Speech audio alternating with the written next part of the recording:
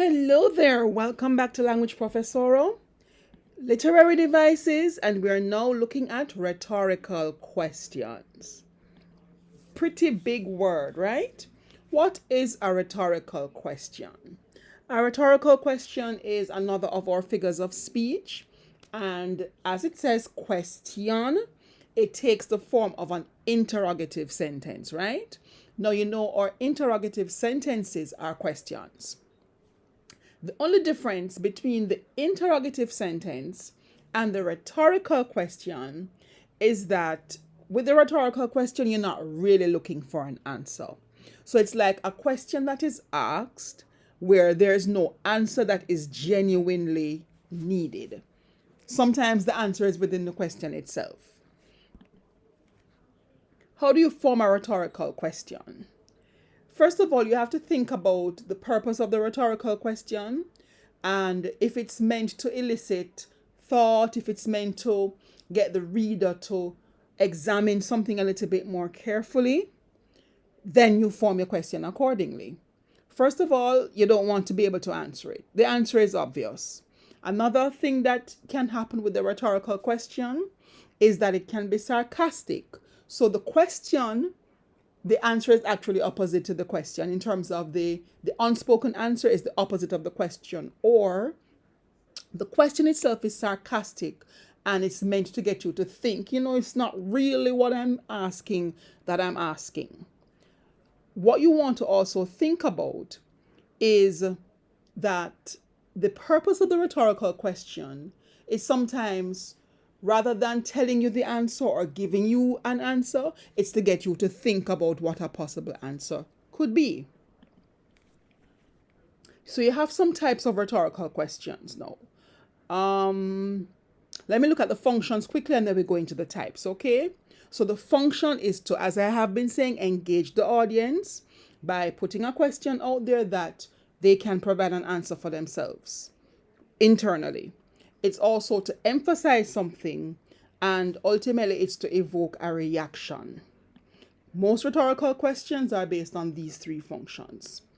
Now, the first type, we have some pretty big words, but the meanings are very simple. So don't watch the big words, just listen to the explanation, okay? So the first type of rhetorical question is called antipophora. It might be pronounced antipophora, however you want to pronounce it.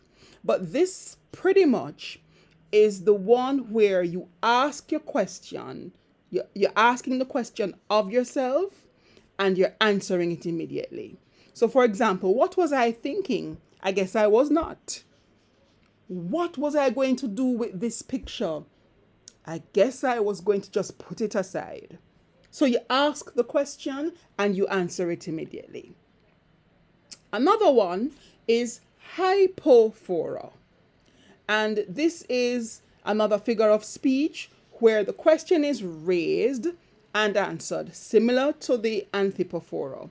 But the difference between the two is that with the antipophora, the speaker is asking the question and answering it for themselves, like a monologue or a soliloquy in a play.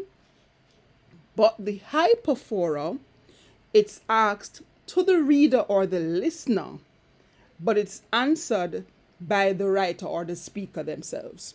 So the first one, the anthe, the speaker asks themselves and answers it themselves.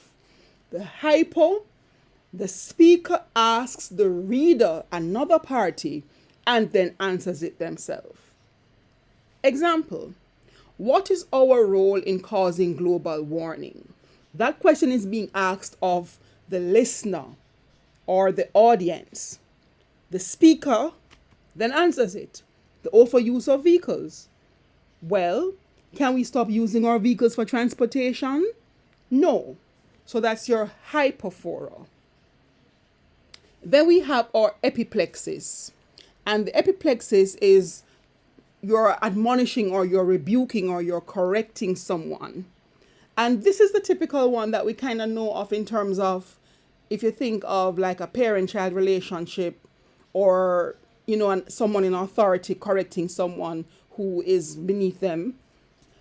The epiplexes. Were you even thinking when you signed the nomination forms? Think about teachers and students. What were you thinking when you wrote this story? Did you think that it could get a good grade? So that's your epiplexis in action. Finally, you have your erothesis. And the erothesis is the one that is asked when it's almost like you're supposed to be encouraging someone, and it's used to deny or affirm something very strongly. So, for example, don't you want to get somewhere in life? Don't you want to get good grades? Don't you want to have muscles like a strong man? Don't you want to be the best that you can be? So it's like a motivational type rhetorical question. We're going to take a look at a few sentences, and I want you to tell me which one is rhetorical, which one is interrogative. Let's go. Don't you think she looks pretty? This one is interrogative. It might sound rhetorical, but this is actually requesting an answer. It's not, remember, the rhetorical question does not necessarily need an answer, but this is looking for an answer. Yes, I think she looks pretty. What would I do without you? This is rhetorical. No answer is really being requested or sought. It's more along the lines of, what would I do without you? And the person's like, oh, you think so highly of me? That's the sort of response you get from a question like this. Will we ever find our way out of here?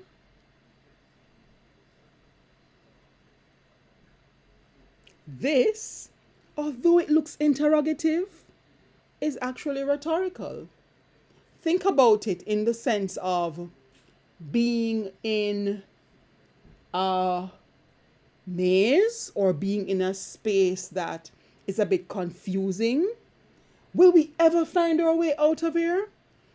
Duh. Of course we're going to find our way out. So it's not a case where I really want an answer, but I'm just verbalizing a question, right? How many people would be attending the reception? This is easily interrogative. What is it that's disturbing me? I do not know. This is a giveaway because the I do not know response at the end of it tells you that it's your anthropophora at work, right? So it's a rhetorical question. Where is the railway station? Clearly interrogative. What was your question? Clearly interrogative. Who would say no to $1 million?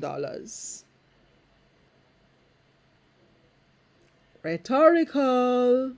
Rhetorical. Because right away you're thinking nobody should say no to $1 million. So this is a rhetorical question.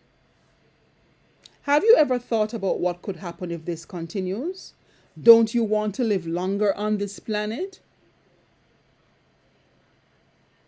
Dead giveaway as a rhetorical question. Okay? And finally, can you help me? This is definitely an interrogative question. So in a nutshell, that's your rhetorical question.